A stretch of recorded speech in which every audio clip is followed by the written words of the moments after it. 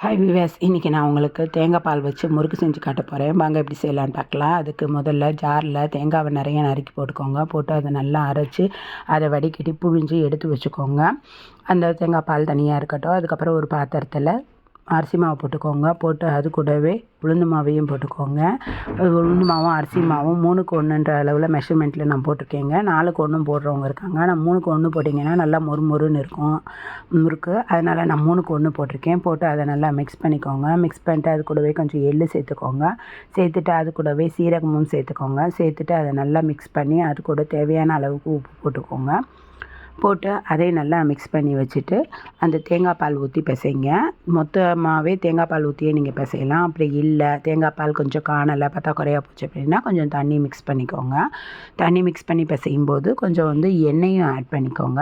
நீங்கள் தேங்காய் எண்ணெய் ஊற்றிக்கிட்டிங்கன்னா இன்னும் சூப்பராக இருக்கும். அதனால் தேங்காய் எண்ணெயை யூஸ் பண்ணுங்கள். கொஞ்சமாக ஒரு 2 கரண்டி அளவுக்கு இருந்தாலும் போதும். அந்த அளவுக்கு இந்த எண்ணெயை ஊற்றி அதையும் நல்லா மாவு பிசைங்க.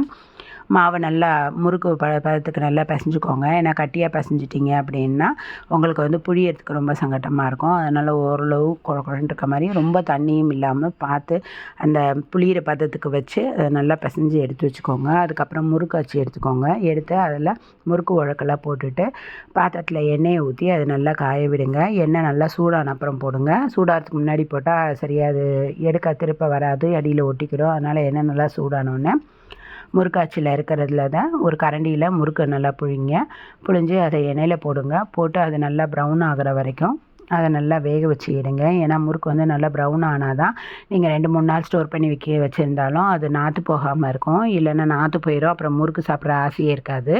முறுக்குனாலே நல்லா மொறுமொறுன்னு இருந்தால் தான் சூப்பராக இருக்கும் சாப்பிட்றதுக்கு. இப்போ தீபாவளிக்கு எல்லாருமே வீட்டில் முறுக்கு தான் ஸ்பெஷலாக செய்வாங்க. இது கொஞ்சம் வித்தியாசமாக தேங்காய் பால் ஆட் பண்ணி செஞ்சு பாருங்கள். ஏன்னா விதவிதமாக செஞ்சால் தான் எல்லாேருக்கும் சாப்பிட்றதுக்கும் இன்ட்ரெஸ்ட் இருக்கும். அதனால் இது எப்படி இருக்குதுன்னு நீங்கள் ட்ரை பண்ணி பாருங்கள்.